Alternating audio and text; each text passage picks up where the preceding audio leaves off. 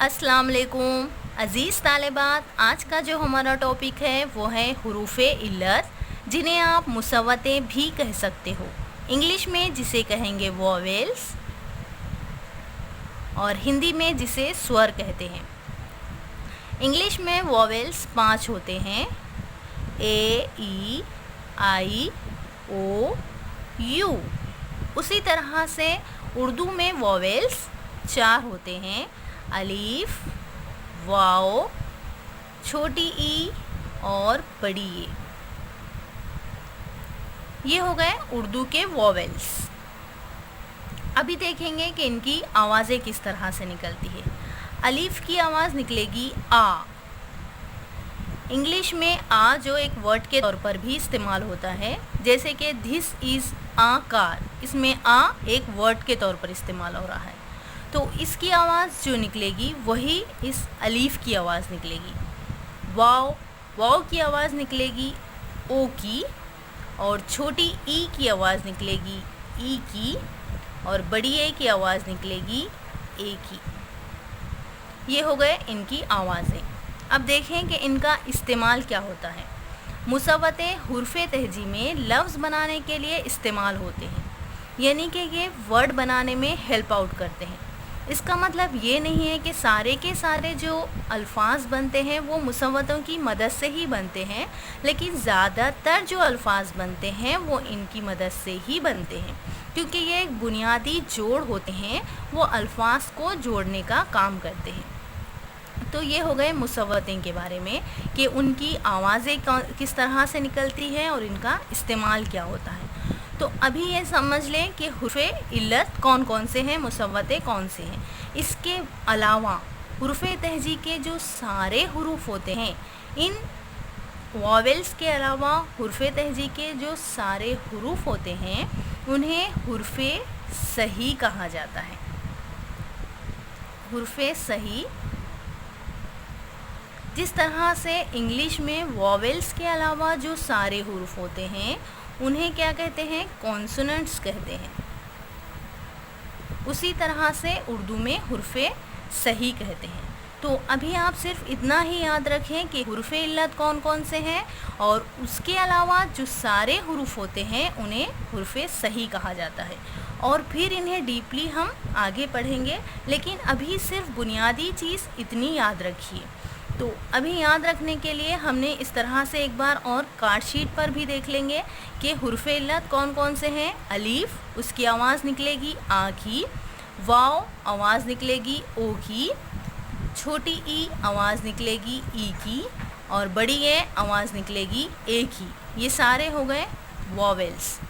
और हुर्फ़े सही यानी उसके अलावा, वॉवेल्स के अलावा जो सारे हुर्फ़े तहजी के हुर्फ होंगे वो हुर्फ़े सही या कॉन्सोनेंट्स कहलाए जाएंगे।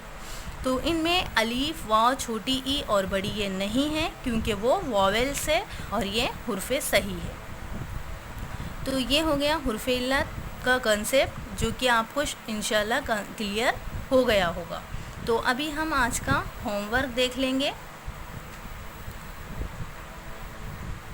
होमवर्क में आपको इस तरह से क्वेश्चंस दिए गए हैं, आपको उन्हें करना है। तो जिस दिन भी आप होमवर्क करेंगे उस दिन की डेट डालिए। पहला क्वेश्चन है, दर्जे झैल में से हुरूफ़े इल्लत अलग करें। तो यहाँ पर आपको पूरे हुर्फ़े तहजी के हुर्फ दिए गए हैं, आपको उसमें से हुर्फ़े इल्लत को अलग करना है, जैसे कि ते, दाल, जीम, अलीफ, सीन, रे।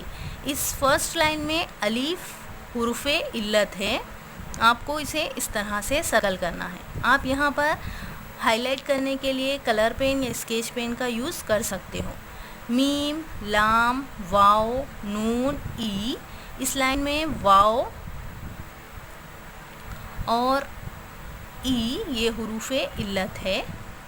काफ, शीन, बड़ी ए और ज़्वात, इस लाइन में बड़ी ए हुरूफ़े इल्लत है। तोए, ते, चीम, वाओ, आ, अलिफ मद आ, इस लाइन में वाओ हुर्फ़े इल्लत है।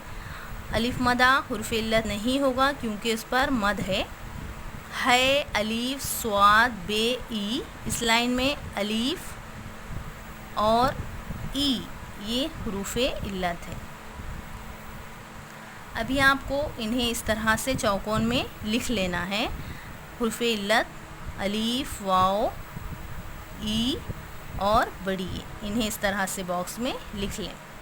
दूसरा क्वेश्चन है हरूफ सही और हरूफ इल्लत को अलग करें।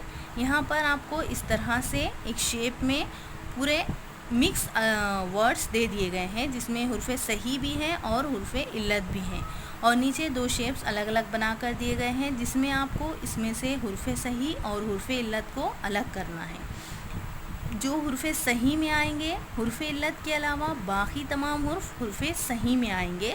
और हरूफ इल्लत कौन कौन से हैं? अलीफ, वाओ, छोटी ई और बड़ी ए। तो हरूफ इल्लत इस बॉक्स में लिखना है आपको, और हरूफ सही जो आएंगे, जो हरूफ सही है वो इस शेप में लिखना है। तो इस तरह से ये दो क्वेश्चंस आपको होमवर्क में अपने नोटबुक में करना है, तो जिससे आपको हरूफ इल्लत और भी अच्छी तरह से समझ में आ जाएगा। उम्मीद है कि आज की ये वीडियो आपको ज़रूर समझ में आई होगी। इंशाल्लाह अगली वीडियो में हम एक एक हरूफ इल्लत का इस्तेमाल करते हुए उन्हें हरूफ तहजी के साथ जोड़ेंगे। तो आज के लिए इतना काफ़ी है। इसे अपनी नोटबुक में लिखिए और अच्छी तरह से प्रैक्टिस कीजिए ताकि आपको अच्छा ज़हन नशीन हो जाए। शुक्रिया।